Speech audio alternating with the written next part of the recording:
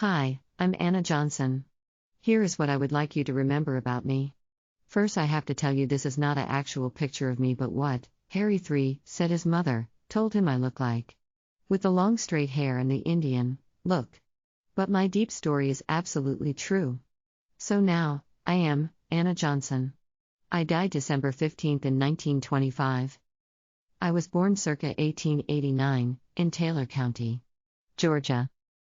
My father, Solomon Johnson, was born in 1866 in Georgia. He was born right after slavery.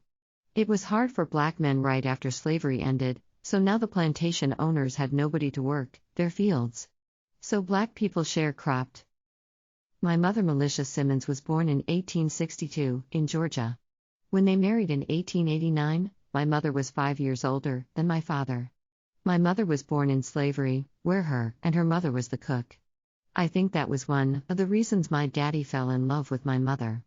Her meals was undescribably delicious. All my brothers and sisters helped in those sharecropping fields. I hated those fields with all the bugs and snakes and boll weevils and stuff. I couldn't wait to get out those fields as soon as I could. I left that hot plantation type life. I met this guy who said he loved me, but what did I know about love?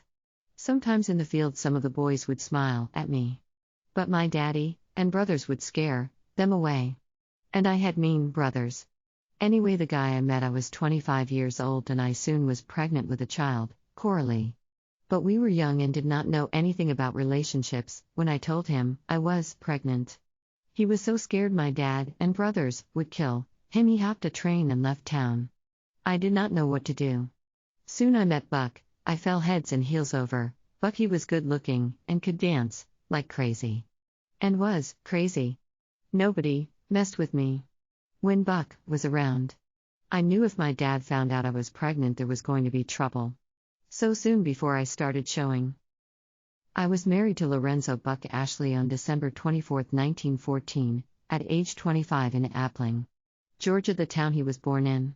It was Christmas Eve and he had a few of his friends and my family come. He said I was his Christmas present.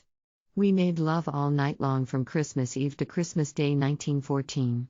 He was from Georgia, just like me. He was 18 years old when we married, 7 years younger than me. But he said that he didn't care, he had to have me. We had 5 adorable children. After Coralie we had Catherine, Louise, Bobby, and Anne. I had one son, Bobby, but he loved his sisters, although they were all older than him, except Anne. They spoiled him like they were his mother. I lived in Reynolds, Georgia, in 1900 and in 1910. I also lived in Douglas, Georgia, in 1920. We had 18 wonderful grandchildren. May Francis, Harry III, Juanita and Michael, for my daughter Catherine. And her husband, Harry, who she took care of like she was his mama. She loved him as if he was the only man on earth. Alicia, Stephen, Stanley, Sherman, Sydney, and Sylvester from my daughter Louise and her old man George Winston, who loved her to the moon and back. Lorenzo, Mary, James, and Cecil from my son Bobby and his wife Dorothy, who he said she was the sexiest woman he had ever laid eyes on.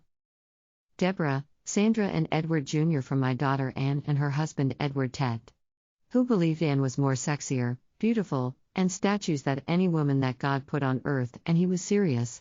Real serious, he would kill you about Anne. I'm glad I shared my deep story with you. Family, I will always be with you forever. Thanks so much for watching. Farewell, love and kisses.